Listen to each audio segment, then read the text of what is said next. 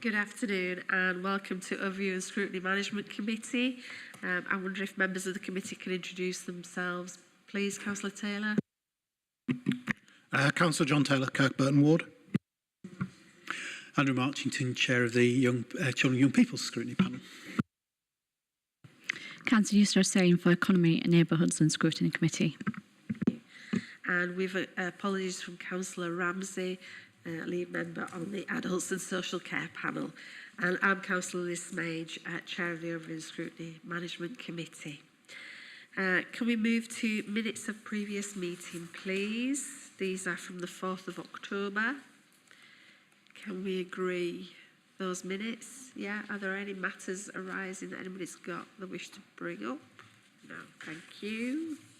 Updates. I have two updates on items discussed at previous meetings. So, in a meeting in November 2021 and informally in September 2022, the Kirklees Community and Social Enterprise Investment Strategy came to pre-decision scrutiny, and the We Are Working Alongside Shared Values were approved by Cabinet on the 20th of October of this year.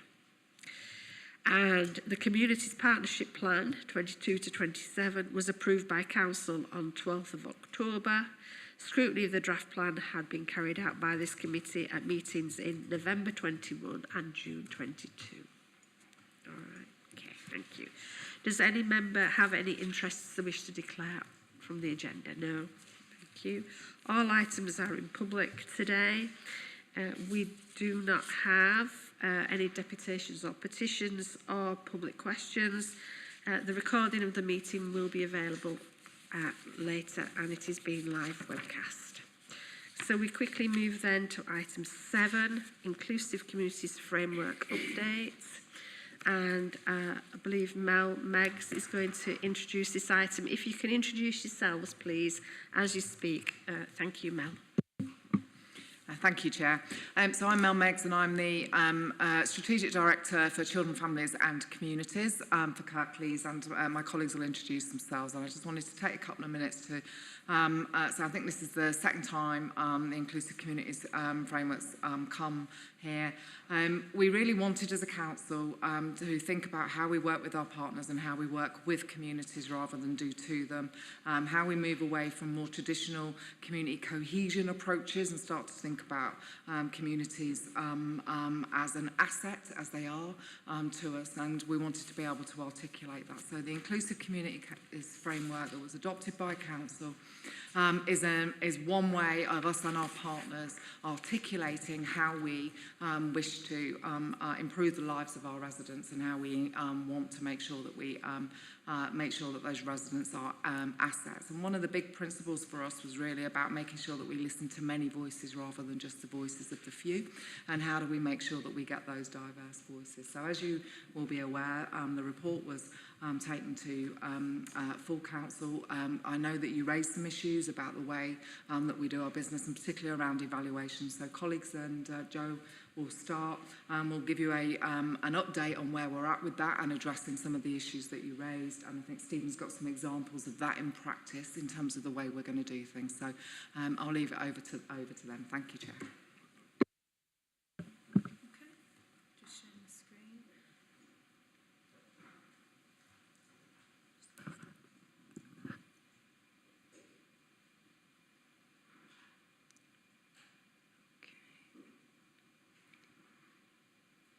Switching everything off. I will see your emails now. No. Okay, for some reason.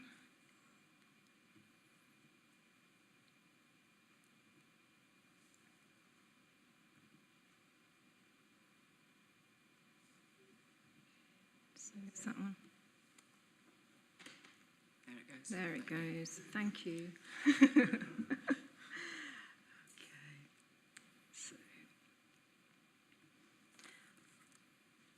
Okay, so I'm going to talk you through Two parts of the presentation, really. The first part responds to some of the questions previously from when we came before, and some of the detail of that is in the scrutiny report. And then the second part focuses very much on the doing and where we are in terms of implementation. So, in terms of the document itself, we've rewritten and simplified, as was suggested. We've got a shorter version here in terms of what the Inclusive Communities Framework is, and in the next week or two we should have final sign-off. Legal are just making sure that it's not too far from the original version, but we have shortened it and simplified it and created a summary. And this is a very shortened version which talks about the partnership approach, it talks about the pillars, the approaches and the tools, clarifies that it replaces the cohesion strategy because it was about not looking down that single lens as been described, and that it was about working together as organisations.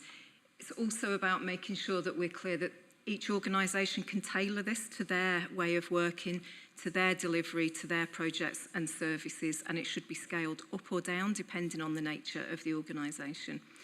And the Communities Partnership Board will oversee the kind of system-wide implementation, but clearly the Council has its own systems in terms of getting business done as well. It is a cumulative approach. It won't be we do it this way one day and it's all changed the next. So when we get onto some of the examples, you see there's already started to be a bit of a ripple effect in terms of delivery. So in a very short statement, the Inclusive Community Statement is around security, connection and belonging. We talked very much about this being part of the wider shared outcomes and leading to thriving communities, and safer and cohesive is within that, and that's where the Inclusive Communities framework sits. You asked us about who we engaged with. There's a bit more detail there. Each of those partnerships has a whole myriad of members in their own right, but it was a very open process and anybody who wanted to be involved could be involved. So that list there isn't because they were invited, it's because they were the people who got involved. So going back to the pillars and the approaches, we talked about this really being embedded in our belief that working alongside communities gets us better solutions. The focus on belonging and caring enough to act, and we've strengthened throughout the document the focus on action as a result. So the self-evaluation process that we're asking people to do will result in an action plan which will be collated and tracked and monitored, and we'll have that annual evaluation. So the approaches that are across the top remain part of the self-evaluation. We were asked to kind of spell out how it will work, so we've tried to make that a bit clearer. So we've got the pillars, the approaches, knowledge and examples. We were asked to look for more positive examples of good work, which will come up later in the presentation, and we are adding those as case studies. The self-evaluation tool is really at the heart of this, and that's where people start in terms of looking at their own practice with support. And measuring impact, we've looked at the system within the council and also within Communities Board. In terms of the so what, which is really important, in terms of clarifying what we want to get out of this, the greater focus on inclusion, we believe will bring more effective services if we're closer to people, if we're listening to a broader range of voices, then we're better informed. The adoption of best practice, amplifying and highlighting some of the really good stuff that goes on around Kirklees and making sure everybody knows about it and can make use of it. And then accountability, that might be us being held accountable as officers by members, but equally it's people expecting us to work in a certain way, expecting us to communicate, to be inclusive and to listen. And as one of the principals said, caring enough to act on that. The other question was around key roles. So there are different roles people play in terms of implementing this. This is a big systems change programme. So we do have the Communities Partnership Board, Scrutiny here today in terms of support, champion and challenge. And this could be another tool in ward councillors. Kit in terms of supporting how we work better in communities, but also ensuring ward councillors are the community subject matter experts in terms of where they represent. The senior leadership teams, not just within the council but in other organisations, for instance the ICB, are currently taking this through their governance process. We're currently doing a lot of training and development with our cohesion team, and Siobhan's here, who's the Inclusive Communities Manager, who started with the council. And she was interested to hear people's views, because the team will work alongside people, will support people, and will help people deliver their action plans where they identify areas they want to do better. And of course our partners, this is all about systems change and us all working together. We've asked to look a bit more closely at the role of elected members, and really one of the areas that is really crucial in making this work. So in terms of overseeing the ICF, clearly we have elected members on the Community Partnership Board, but it's also about that support, champion and challenge. And as I said, it is another tool in that toolkit of providing us with challenge in the way we work in communities. We would expect also, we've talked about putting this on the web, that some of the tools and good practice and examples will be reaffirming what we would already expect people to be doing in terms of working with ward councillors. So moving on to implementation, that's our annual cycle. It's what you'd expect, you know, we're planning, we're action planning based on the self-assessment, we're doing it, we're delivering what we say we're going to do, and we're reviewing, and then we're revising, and there's a constant cycle. And we're really right at the beginning in terms of working with people to introduce the self-evaluation and testing that out. We tested it in the process of writing it, but now I've been doing it in my teams, and Stephen's going to talk a minute about where we've started working with other people. But at the moment, it's lots of presentations, lots of conversations, lots of talking to people about how they might use it and integrate it into their work. Bit of an insight into the self-evaluation tool. It's very simple. We've tried to keep it simple. It will become web-based, and we hope it will also take in people's action plans so that we've got them all in one place and we can see what people are doing and provide support and challenge on that. We do have a high-level implementation plan that we've worked with colleagues on. What I would love to sit here and say is, here's an action plan from an organisation who's done it, this is the difference it made, this is the impact, but we're just a bit early for that. We're just rolling it out. Some examples of good practice that some of you will recognise. This isn't as a result of the Inclusive Communities Framework. This is stuff that has been done before but has informed it, and we will be using as many good practice examples and sharing those across the system as we can, and making sure people know how to access some of the people who've done this in terms of peer support. Some of our early adopters, in addition to the work that Stephen's been involved with, our integrated commissioning team, customer service. We're looking at how it works with the place standard. Some ward councillors want to try it as in a place-based level, culture and tourism, and obviously my own teams have been doing it. But we do have a list, and I've been with Public Health this morning doing a presentation on this to start conversations. So we've got lots of requests for people who want to start looking at it. And finally, we were asked about membership of the Communities Board. So that's just for your information, really. We have 3 Communities Board members who are there because of it's the statutory CSP, and they represent us at the Police and Crime panel. But that's our elected members, and obviously chaired by Councillor Pattison. Okay, just before you turn off your presentation. Oops, sorry. Could you went past the implementation plan quite quickly. Could we just sort of go through that a little bit so that we can sort of get a bit more of a flavour of what's... Yeah, please, thank you. Thank you. I'm glad you're sat next to me, telling me how to do it. So this is where we're starting in terms of the rollout. So governance is really important, and we've had to look at it in 2 ways. One, in terms of the whole system and how we work with our partners, and also then how we implement it within the council. So there are slightly different approaches on each of those. So we're getting in place who's going to have oversight of that. We needed some project management support, some working with policy and transformation, and we've got a team kind of pulled together who will begin work on rolling this out. We are taking the approach of peer support.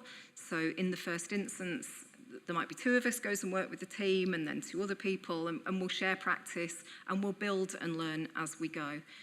So we are looking at how we monitor and gather evidence. And from the action plans, we're hoping that will be automated, so people's action plans will be sucked into the system and we'll be able to see what people are saying they're doing, and then we can gather the information from those different services, because it won't all sit in one place. So we're looking at how that will work, and colleagues are looking at how that gets onto the website. Stakeholders, in terms of communication plan, obviously we've got a number of key partnerships that we want support from, and as I said, the ICB are taking that through their governance process. The police and other larger stakeholders have got governance processes to go through. This isn't the whole plan, this is just an example where we started to put in dates. The web page is going to be really important. There's a certain process for getting things on the web to make sure it's accessible, and then making sure we've got platforms for the action plans that partners can also use, not just the council. The early adopters, self-evaluation. We're going to learn a lot from that, and I would have thought at the end of the first year there'll be some tweaking and some learning and some adjustments as a result of that. So we'll be working really closely with the early adopters as well as supporting others, but we'll take a closer look at some of the learning and their experience. Sustainability and continuation, we'll be thinking about, next summer. We want to get this rolling and get people doing things and start to see some impact. And the team that is going to support it, the core of it is what was the cohesion team. And outside of that, there are kind of ripples of peers who will support different teams and services. I'm trying to avoid saying champions because we're not having champions, but people who've already done it, who are willing to support others to do it, because this isn't about lots of new resource. This is about changing what we do already and learning from each other and sharing good practice. We're just working on the governance in terms of underneath Communities Board. Most of our themes have some kind of governing body group, that brings it all together, like a project team. So we're just looking at that for Communities Board, and the council is slightly easier because we can just do that ourselves and make that happen. But with our partners, it's working out who's in the right place to do it. So that's where we are in terms of the implementation plan. As I say, we have got several pages of this. It's just this is probably just to give you an example. Would it be helpful to give some information about some of the teams that have tried it? Yeah? Shall I hand over to you? Hi, I'm Stephen Burnell, Head of Policy, Partnerships and Corporate Planning. I'm going to focus on some of the kind of policy and strategy issues that we've already started to look at in terms of early adopters. So Joe referenced some of the services that are involved in service delivery and how they're considering it. I was at the last scrutiny session, and the question was asked, what are the connections between the ICF and the other top tier strategies, so the environment strategy, the economy strategy and the health and wellbeing strategy. And we mentioned there that one of the ways in which we're going to strengthen those connections was actually use the ICF and the self-evaluation tool in supporting the development of those strategies. So we've done that in the spirit of early adoption, in the spirit of giving it a go and trying things out and learning from that. And as Joe said, hopefully that'll help with further iterations of the tool. So I think as a starting point, I guess just, why are we doing it? So we obviously want to do better against the 3 principles and those 5 approaches. And my broad experience, to summarise so far, has been all of the self-evaluations we've done have kicked off conversations. They haven't necessarily led to specific action plans at this stage, but they've kicked off conversations about how strategies could be amended, how further things could be added, further actions, further references, how we could do better. And those conversations are ongoing. So it's not the end of the process in some way. I think that's really important to highlight.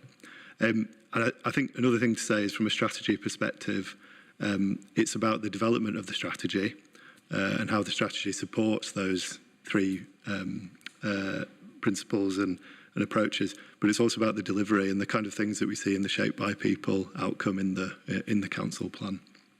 So specific examples, when we used it on the economic strategy, which is still in development, still very early stages, when we used it on the initial plans around that, one of the things that stood out was we hadn't considered hard enough how to communicate better to different business audiences, different business communities, and different communities are involved in businesses in different ways. So off the back of that, we're amending the strategy essentially to do that better. So I think that's a really concrete example of how it made us, using the tool, made us step back and say, actually, we had a bit of a blind spot when we were developing this in the early stages. On the health and wellbeing strategy, it led to specific questions about how we celebrate communities. So one of the inclusive approaches is about celebrating communities and their impact and their roles. We realised that maybe we hadn't quite done enough on that. We didn't feel confident about that. So this is being built into the considerations about communications. The strategy is being signed off and approved, but we can build it into the implementation and communication around that, which is a big part of the strategy actually in terms of behaviour change and that side of things. Another quite specific example that goes beyond the top tier strategies, but at least for the council is the highest one, the council plan in the kind of hierarchy of plans. We had a quick conversation about the principles of the ICF and whether we were considering them in developing the council plan. The council plan's obviously still in development and due to be considered by council in the new year. But one of the things that came out of that is we weren't celebrating the role of specific communities enough. So in the current version that we're considering, we're having very explicit case studies that highlight the impact in specific communities. So rather than giving general non-place-based examples, the case studies in the council plan will actually demonstrate the impact in specific communities. And then I think just lastly to point to maybe a kind of slightly different way of using the ICF as well, which is again I think is part of the learning. We've used it in the Policy Partnerships and Corporate Planning Service. So we've had a big team discussion where we looked at the 5 inclusive approaches and we thought about how we could do better against these principles. We're an enabling service, so we support other services who are involved in the delivery, but nonetheless we have a role in advocacy essentially for this and encouraging other services. We work across the whole council, so obviously we have quite an important role in that respect. And it led to follow-up conversations. I spoke to a head of policy in another authority that has community engagement as part of their responsibilities to talk about how they try to draw the connections between communities and policy work. And we're also in the process of developing a plan-making toolkit, which is supporting services when they're producing plans, strategies, policies, and so on, with best practice. And so building the ICF principles into those is another really concrete example. And again, that came out of looking at the principles, looking at the approaches, and asking ourselves how we could do better, whether we're doing well enough. Like I said, it's not the end of the journey, as it were. I think definitely on the across all of those examples, there's areas where we can go back and do better. But it's Joe used the metaphor of ripples. I think that's really apt because it feels like early stages, and we need to sort of keep dropping the pebbles if that's the right extension. Okay, thank you. Could I just ask a question before I open it up? Because I'm just a little confused. Okay. It's easy to do, I know. Inclusive communities framework. So how do we move from looking at strategies to actual communities and people, and how this framework helps people? How do we move from one to the other? Because I'm just a little bit confused as to how you're going to do that. Thank you. think the toolkit allows you to take it at different levels. So inevitably, you know, with because of the nature of the work in the policy team, inevitably they're going to start looking at strategies. But I can give an example of only a couple of weeks ago where we needed to lead a community response around a particular issue. And normally we bring statutory partners together, we'd sit around, we'd think about what it is that we needed to do, how we were going to coordinate that and come back. But actually this time we did it differently because of the Inclusive Communities Framework, and thought, actually, where are the community voices in that? How are we going to bring them around the table so that they've got an equal contribution to make alongside the statutory partners? Now, it was the first time we'd done that. It was a bit uncomfortable because we're not used to sharing information at that level with people in that way. So I think the thing for me about the framework is it can be used at different levels. So, and just because I've, you know, obviously I've been working through this, it just made me think differently about what my engagement was. So there we had community members who were able to have their say around the table with everybody else at that time. So they weren't talked to afterwards, which we could have done and which probably would have done in more traditional routes. And even to the point where, you know, thinking this time, so we were offered an opportunity to go and talk on some national media, and actually the ward councillor did that rather than it being an officer or somebody else. So again, thinking about the principles about that, you know, that actually what we needed was a voice from that community to talk. What we didn't need is another officer to do that who doesn't live there and didn't experience those things. So again, in that day-to-day decision making, right from the looking at strategies to then thinking about our operational services, we can use the framework to guide us around a set of principles. And so what we want this is to become part of DNA of the organisation. It's the way we do things, not just our organisation, but others. And so, you know, so you start with your strategies, but inevitably the more that people become familiar with these things, the more that it becomes part of your day-to-day consideration, I think is probably an example. Jo, have you got anything else? So an example where we've used it recently, we are doing it as whole teams at the moment as well in terms of looking at our service planning and how we deliver things. But we're working in a ward that's experienced quite a lot of violence recently, and rather than us going in as the council with a certain view of how things should be done, we're working alongside the ward councillors to build up a cohort of local people to work alongside, so community meetings, community activities, community planning. Although ward councillors are alongside, they're part of that journey to bring the community through, and it will be a community-led response that we build. So it's kind of just challenging ourselves a little bit, and it's a tool to say to my team, have you thought about this? You know, look at it through this lens and see if there's a different way we could be doing it, because what we're doing at the moment isn't getting the outcomes we need. So. I'll open it up for questions now. Are there any questions that the panel have? No? Councillor Taylor? Thank you, Chair. I'll be honest, this thing leaves me a bit cold. I think I have a different mindset.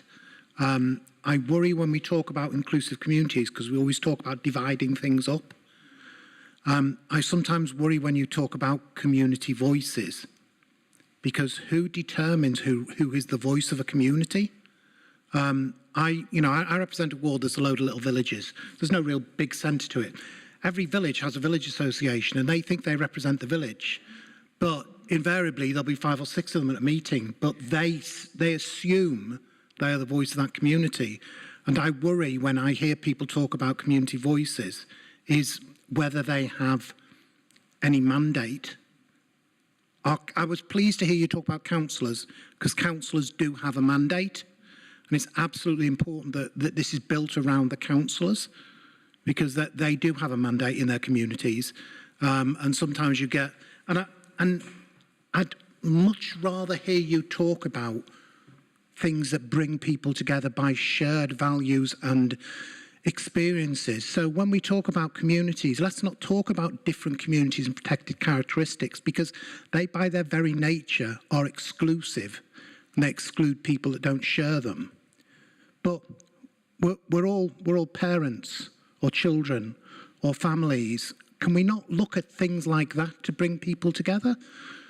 So we're not excluding anybody, because my worry, and it's not a problem of this council, it's a problem of the Equalities Act, that it defines certain characteristics and it mandates public bodies to look at those characteristics, which is all good and fine. And I understand the the impulse behind that, but by its very nature it is exclusive, not inclusive, because if you don't have that characteristic, you are excluded. And if you don't have any of those protected characteristics, which a lot of the population don't, you tend to get ignored because the focus is always on those protected characteristics. So for me, this leaves me a bit cold because I don't really get it. I've heard all the words, I've understood your examples, I still don't get it. For me, a community is everybody that lives there. Not just certain people, not just certain characteristics, not just certain groups, it's everybody together. And we should be trying to find the things that everybody shares. And that is about family. That is about children. That is about schooling. That is about where you live. Rather than whether you've got this protected characteristic or that protected characteristic or no protected characteristic. And as I say, there's reference, and I know if Councillor Scott was here, Kathy and I talk about it all the time, about meeting groupies, the same people come to all of your meetings. These are your community voices, your meeting groupies. The majority of people don't go to community meetings because they don't have the time, because they're busy in their own lives. And that was the thing that Place Standard taught me and why I'm so passionate about Place Standard. Because with Place Standard, you go and talk to people, not wait for people to come to you. So I'm nervous about this. I'm nervous about this because I don't see it doing what I would want us to be doing, which is bringing everybody together. It's more about talking about being inclusive, but in reality it's talking about being exclusive. Thank you, Chair. I think that's where we started, because we want everybody to feel included. We want everyone to have a sense of belonging. And where we started with all of this was people saying to us, we want to know our neighbours, we want to know we can get a job, we want good schools, we want clean streets, we want to feel safe.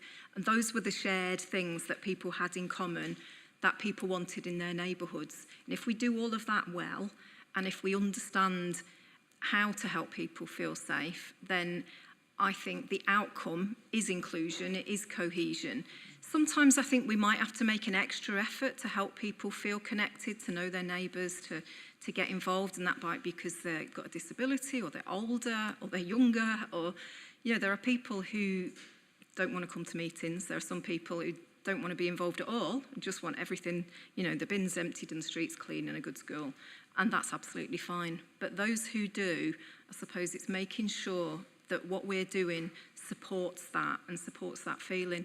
So I agree that this is about not looking at cohesion through a single lens and taking a negative view of it. It is about people's sense of belonging. And the Place Standard has a huge part to play in that, you know, in the Shaped by People outcome. And there's all these parts of the jigsaw which is about helping people feel they belong. And you know, there's some really interesting work going on out there about that sense of belonging. And some people have a very strong sense of belonging to the exclusion of all others. You know, so it's managing that as you've described. There's not everyone wants to come to a meeting, and we have to make the effort to go to where people are sometimes to hear everybody. And yeah, ward councillors at the heart of it. I agree with Joe, but I think there's just one other point, and I think there are communities that live in a place, but there are also communities where people do share some common characteristics. So I think about my care leavers community in children's services. They've all had similar upbringing and experiences, and there's real value in bringing them together to be able to share and get support for those experiences, but not to the detriment of them not engaging and being part of a community in a place. And I think there's something about how we, and that's the point for me about the inclusive communities framework, is actually we've got to do both. We can't just do something around our care leavers if they're not living in a community where they feel they belong. So, you know, there's no point just pulling them out of that community to go and hear their voice in different ways. There's something about how we have to do both. So I think what we've been trying to do, and it is, you know, it's a really difficult thing to articulate, because actually it's feeling like you belong is a feeling. So trying to get a strategy to deliver feelings for people is an incredibly difficult thing, and I think the articulation of it will get better, I think, as we progress over the years, because we'll learn more about it. We'll learn about how we best articulate it. I think this is we have to remember it's a first opportunity to say, look, we want to do things differently. We know that we've been moving down this path for some time, restorative practice, working differently. We talk a lot about working with. So this is the first opportunity to say, actually, how will this not just influence the strategies of the council, the overarching, but how will this influence the behaviour of us? And so it's a starting point for that. I don't think this is the, if I wasn't going to say to you, this isn't a perfect document. There isn't. I don't know if I've ever seen a perfect document. I think it's the start of us trying to learn how to work differently, because the ways that we have been working haven't achieved the outcomes that we want to achieve. We do have people who've lived there here all their lives and don't feel like they belong in the place that they live, and we've got to work on that, really. So I think it is about trying to do both. Thank you. Can I ask as well, when you sort of said about counsellors and the role of counsellors in this, so how are you going to put across to partners in particular and others that you may be talking about the role of counsellors, that counsellors can wear many hats? So, for instance, you're a ward counsellor, but then you have strategic roles such as scrutiny members, cabinet members and things like this. And so how are you going to involve all of those different hats in this work? Thank you.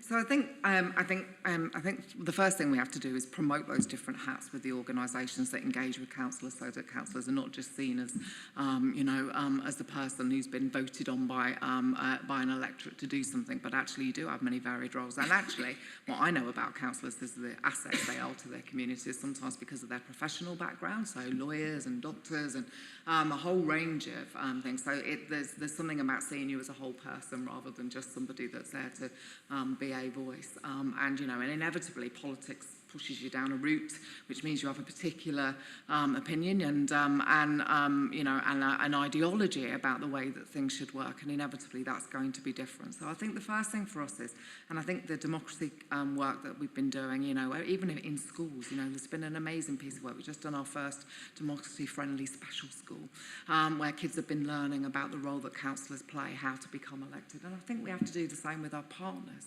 Part of the job for us, who work most closely with you, is about how do we talk about you as assets in the work of our partners. And I think there's something about taking an opportunity as people are auditing to help learn and more about the role of elected members, and not just there as a member of their party, but actually as the whole people that you are, as we are, Yeah, I think we've all probably got one thing in common. I think that we all came to make a difference. We just have different thoughts as to how to make that difference. Yes. Okay, Councillor Hussain. Thank you, Chair. Thank you so much for that report. I've just got one simple question, because it is simple.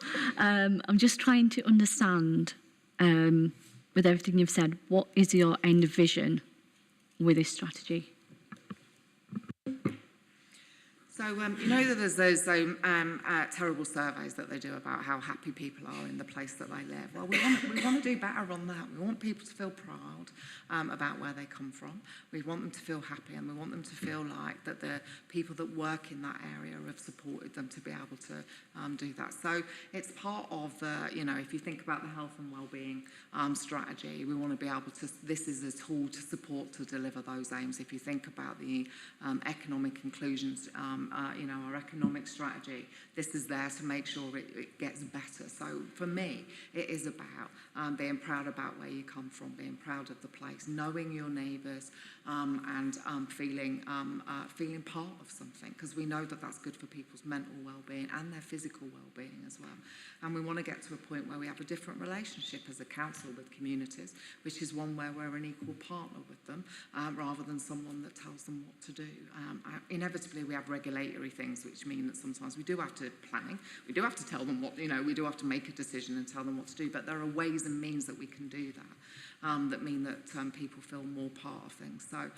So there will be lots of different ways that we measure it, and they will be part of the evaluation, and we'll be reporting back through Scrutiny and others on how we absolutely measure it. But, I often see those headlines that say about where we've come in the league table of best places to live, and it's never at the top. And we want people to feel, that they've got a vested interest in the place that they live, really, So I think that's the bottom line. And I think you don't have to go to a meeting to have a voice heard, that there are other ways.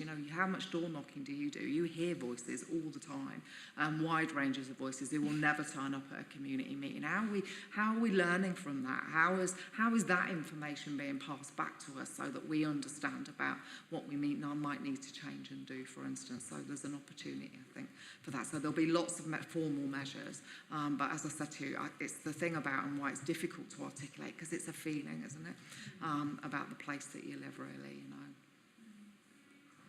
So, just from my understanding, it's a strategy that you're going to be using in different areas such as economy, health, etc.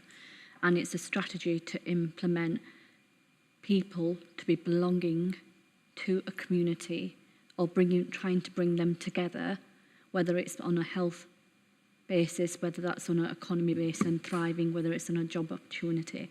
So, sort of. Yeah. So this is a strategy you've kind of formalised to try and bring people together to improve a particular area, whether it be economy, health, or whatever. Is that correct? Sort of. I think for me, we've called it a framework because we didn't want it to be another strategy, because we have a number of key strategies. So the view is that this is almost a bit like your job is an enabler for the other council services. This is an enabler. This is not about almost the strategies tell us what we're going to do. This is about how we do it, and trying to not just be about how the council does their business, but how all of their partners across the piece will do their business and work within Kirklees. So, I was talking to an official from a government department, and I said, well, if you want to come into Kirklees and make decisions about what happens in our school system, so you can guess where it was, then we have an inclusive communities framework, and we expect that you work in a certain way, that you consult in a certain way, that you talk to a wide range of partners, not just thinking about the usual way of doing it. So there's something about setting an expectation, and I think what we want to try and change is the culture of the way that we're working, which is why it's a framework with tools, because it's about culture and not necessarily about getting, because the economic strategy will say, well, we want high-skilled jobs and we want them in these areas, and we want to be able to make sure that people have got, great employment in these ways. This will tell us about how we work with all the partners in the field to be able to deliver that. There's a way of doing that, and how do we ensure that our communities and elected members as part of that are at the heart of that work we do around the inclusive economy, for instance. So it's more, I like to think of that as more of it's an enabler, which is why we've not used the word strategy, and it's called a framework, because it's more about doing than it is just about aspiration. So I've understood that. In terms of, you were saying, giving people a sense of belonging in the community. So I feel a sense of belonging in my community, and there's various things that I can, talk to my neighbours, etc. And it's a very, very good community. But in the sense of trying to bring people together, and, in terms of the economy strategy that you mentioned, and job opportunities and things like that, so people belong where they work and belong and live. How many external partners are you engaging with that's wider than the Kirklees district itself, to have that sense of belonging? Because, to get those opportunities and inclusiveness, you have to bring in people outside of just the area. So I think that's why we've tried to make this system-wide through the Communities Board, because we've got representation there from probation, from the police, from health colleagues, and different parts of the health system, voluntary and community sector, and it's what all of us bring to the table, because we all reach different people in different ways. And I think what the framework allows us to do is challenge each other around, use the example of jobs and people accessing work. just creating jobs doesn't get people into them, because it's about skills and aspiration and transport and health and, you know, confidence. So there's a whole range of things. So it's about looking at things in its holistic way. There is the challenge that people work with us that come in from other, you know, we have violence reduction unit, we have other the Home Office, we have to overlay other people's work into what we're doing, and it might not always be the way we would work if it was driven by us, and so it gives us some tools to talk to them about how we do things, whether we're going to co-produce projects rather than deliver projects to people. So it's, but you're right, it is about the whole system, and that's why it's not just the council doing it.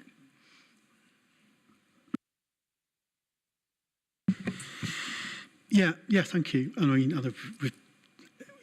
you come out and met councillors and ask them about other people to develop it, and I think there's a lot of progress being made, and I think it is absolutely the right way to be going. And, you know, we talk about us having, like, you know, representatives having different ways of thinking about things, looking at things, but actually, you know, there's part of that is thinking, actually talking to people in where they live and whatever their community practice is in a serious and genuine way, is you get better outcomes from doing that. Notwithstanding that some people don't want you to do that, I'm understanding. So I do like the word framework. I mean, it can be applicable in lots of different situations. I think the other thing, the role that councillors have in this is an enabling role, and setting the back. So consultate health. We used to talk about health service consultation, which isn't the consultation at all. It's just telling you what you're going to do and stuff. So I think one of the examples we had years ago, we did a consultation with a community about village centre improvements. I was strongly criticised by somebody there because there was a time scale in it, and they said, you're not consulting us because you've already got a time frame in it. And what I said then explains actually the time frame's been set in such a way that if there's things you say tonight, we can actually change things. It's all been done, so it is. So it's explaining some of that, and actually talking to residents, people, about that's another framework, isn't it? Because I mean, whenever you talk to children, young people about stuff, they always want a swimming pool or something, or this, that, and the other, and something that's going to cost me. You just say, well, that isn't going to happen, but we might be able to get you to, you know. So setting that boundary, and I think just listening to what John said about those few people who turn up. Actually, if this is a starting point, or actually revisiting what some of us have done over the years, and you're equipping community, you know, people to actually, they're not just about this is what I think and this, that, and that. It's about how does my experience of living in a place, or being of a particular gender or ethnicity, or in a particular protected characteristic, how does my experience help to make things better for everybody? And that's another, again, an equipping role that we can do, because that's part of our role. It's part of, you know, it's not always us just coming to the council chamber and making a decision. It's about trying to filter through all the stuff that's come down. So if this is a starting point for doing that, and experience of this, that some people and some who will absolutely be up for that. Some people just want you to get on with it, and actually an early understanding of that is, and that because of the very diverse nature of Kirklees, that is an absolutely appropriate thing to do. Not wasting huge amounts of time on that. So yeah, and I think that's what my understanding of inclusivity is, and it comes back to that phrase about, you know, working with, because you should get better outcomes if you work with people, even if you can't always get what they want. I think a really good example of, I mean, Home Office, we talk about Home Office tongue in cheek, who think there's a particular way of doing things, and they've got a role, national and central, but actually it's very powerful getting particularly civil servants who work in the Home Office to engage with articulate members of communities, to get them to understand what the reality of things are like in Kirklees, you know, West Yorkshire. I was referred to a bit broader to West Yorkshire because it's a bit different up here. You know, come to the Colne Valley, it's different from the centre of Huddersfield.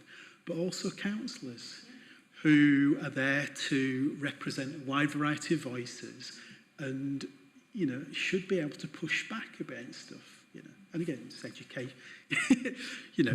So is that, so actually finding those voices within our communities who are strong, who are there for the broader reasons that all of us are, is a very powerful thing to do, and it should deliver better outcomes, given that some of the outcomes we all want to see are going to take a, you know, lifetime to achieve. But no, thank you. Councillor Taylor. I'm just reflecting on what I'm hearing actually, and I've never really focused that much on the communities board before. And I was listening to what you were saying, Joe, about the communities board.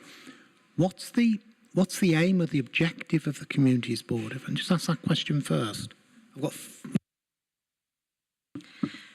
it's in Kirklees, the Communities Board takes the role of the CSP, the Community Safety Partnership, which is a statutory board that we're required to have with named authorities and certain things it must do and must have in place. In Kirklees, it's been broadened out, so it oversees a number of themes, which I'd be happy to send you a kind of diagram of all the different subgroups and so on. So it has an annual plan that is refreshed. We've got a 5-year new plan that's just going through the decision-making process. And it has kind of strategic oversight of a whole range of agendas, including tackling violence and exploitation, through to resilience, and under there's kind of migration and inclusive communities and so on. There's one called Risk that has road safety, water safety, substance misuse, and it brings together all of those community-based areas. So it's the kind of, we have children's safeguarding, adults safeguarding boards, communities board, and there are health and wellbeing partnership. But communities board is a statutory, does have some statutory duties. Domestic abuse sits underneath it. Prevent sits underneath it. Yeah. That's the word. It's just an observation. If it's there to represent the communities, it sounds very, dare I say, public sector orientated. And therefore, it probably doesn't reflect communities. And it's just an observation that you might want to think about. Is there any way that you can broaden that board to include, the private sector as well? Because you will get a different... There's a danger of groupthink in the public sector. Everybody has the same view. And what you need is that disruptor on that board that thinks differently, that brings different things to the table. And I just worry that perhaps we're missing a trick. It's an observation, really, not much more than that. Thank you, Chair. Yeah, I don't disagree with that. I think there's and there will be opportunities for us, and part of the reason why we are we've suggested that the inclusive communities framework sits with that board in terms of accountability is to widen past the statutory agencies, because it's been a very statutory focus. But of course, all the answers to all the challenges facing those statutory agencies don't sit necessarily with them. They sit in communities. And so what we wanted to do was to say, actually, let's take away that narrow focus that we've had, and actually let's think about our communities and how are we going to work with to support them to resolve actually some of the issues that we've got there. And we are doing a review. We've just done a review of all of the work streams as well to modernise that. So to move away from a sort of a lens that just looks at community safety, actually, because again, the answers for community safety don't sit around with those agencies, not really around the board. They sit in the heart of communities, don't they, with the people that live there. So we know we've got some work to do to ensure with representation, and I'd really be up for the private sector being sat on there. We have a number of ways that we could do that, but I think that would be, there. But I also think we need more community voice in some form or another on there. So we will be, as we start to move through with this framework, that will be one of the things that we'll look at is what does this board look like, because it's really just moved from being a community safety board to a board, the communities board. I think there will be, annual reviews, won't there, about membership, etc., etc. And I think as we develop this, I'd really want to see the problem is with these things, they're really big, aren't they? It's big already, but I'd want to see a very different set of people sat around that table in 2 or 3 years' time, because otherwise the framework's not moved us on, has it? So I think, again, this is the first iteration of what a new board looks like, and we need to collectively, don't we, be challenged that. But we'll definitely have a look, because I don't think we have got a private sector We don't, and that. And we could have now, you know, so there's lots of ways of doing that. So we'll definitely take that on board. I think that's really helpful. Thank you.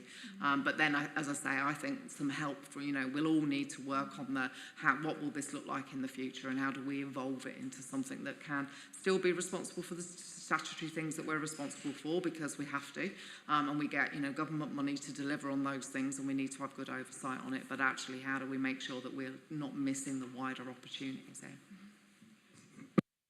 Thank you, Chair.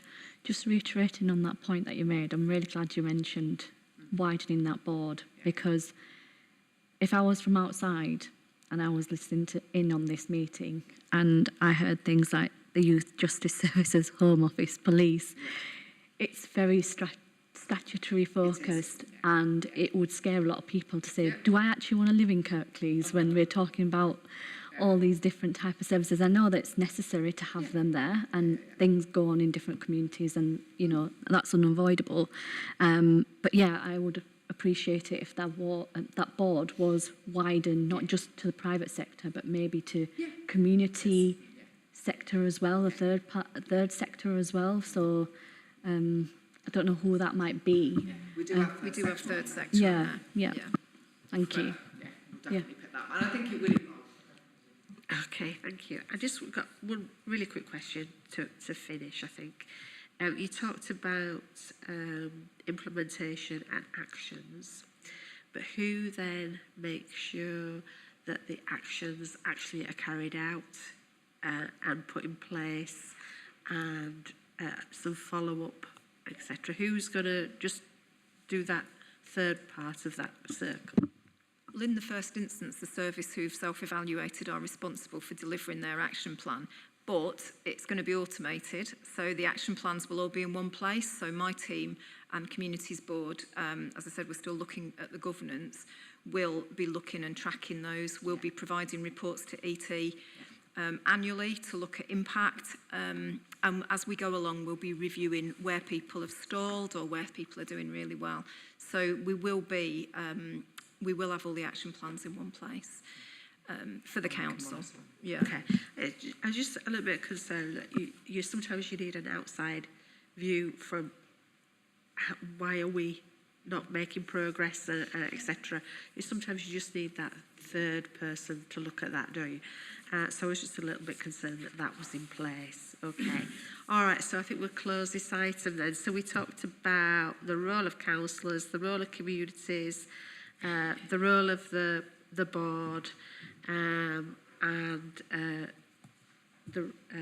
actually looking at actions that are being carried out. Okay.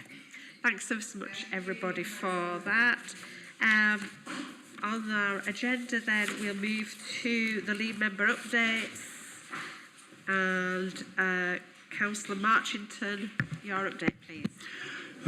Thank you, Chair and panel members. The reports there in front of you for Children and Young People's panel. Sort of a brief selection of what we've been doing in the last few months. So I just want to highlight we've been spending less time in the council chamber at committee meetings. We had a relatively short meeting yesterday looking at one key item that was one of the latest joint inspections, which is actually very positive respect. But we have been getting out and visiting people, seeing people, and that's been very effective way of scrutinising the work that's been going on within the main broad brush of what we've been doing. So just some highlights from that. So engagement with the Parent and Carers Network, both in Huddersfield, meeting down at the Zone, and at Thornhill Lees. And that's been very interesting, and actually some good interaction between parents and carers wanting to get involved in future scrutiny work. So we've got a community, think about a community of interest there who are wanting not just to improve the lives of their own children and young people, but actually to how they can contribute to the wider improvement of that area, and we're looking forward to exploring that. And again, we had a really good visit the other week with the Dewsbury Child Protection Cluster, Children's Social Work Cluster, and that was slightly different. Usually we go and ask, we meet managers and frontline workers and ask questions and stuff. Actually, we just took part in their morning meeting, and that was brilliant just to be able to participate, and we were made to feel very welcome. But we still were able to talk to people about and pick up some of the scrutiny items we want to do, particularly how information about children and young people, the needs, needs of children has been met and stuff like that. So that's really good. So that's the main thrust of what we're doing. I think I suppose one thing, just feedback from the corporate parenting board, which we observe, but is where most of actually the scrutiny goes on for children who are looked after. And just to say that quite positive about how that's going and the structure from scrutiny. So there is a lot of scrutiny going on there, and particularly how the data's collected and how it's used. There's so what and what's used for. So there's some really good bits coming around there. So just to point out, so the number of children looked after in Kirklees is going down steadily at the moment. It is quite low relative to other partners, and there's been some concern about but actually looking at, there's still children being taken into care where that's absolutely the right thing to do, but also a number of children being returned to parents or close family members through special guardianship orders. So that is some really good stuff going on, and again some work about collecting information that's helping us all to do that. So so quite happy to take questions from other panel members or yourself about the report if that's helpful. Anybody have any points, Councillor Say?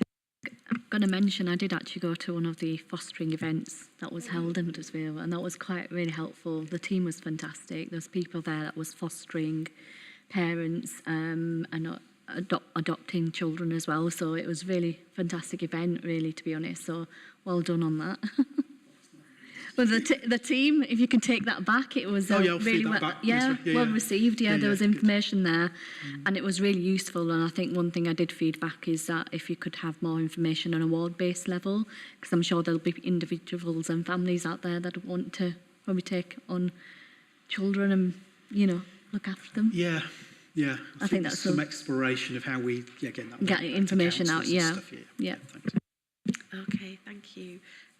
It's a very full report. Thank you very much, and it is really interesting to hear the places where the children's panel have been visiting, and because it's really important to hear those other voices, isn't it? Yeah, and I must say, big thanks to panel members, and particularly to Helen Kilroy and Nicola Sylvester, who provide us, who are really on board with what we're doing, and provide us with the comprehensive report. Thank you. Councillor Ramsey's report is there. Unfortunately, she's not here today, but has anybody got any points that they would raise with Councillor Ramsey? We pass on now. Another very good report from Councillor Ramsey. We move then to the work programme, which is in the papers. Does anybody have any points on the work programme at this moment in time? No? Okay, thank you. We will close the meeting. Thank you.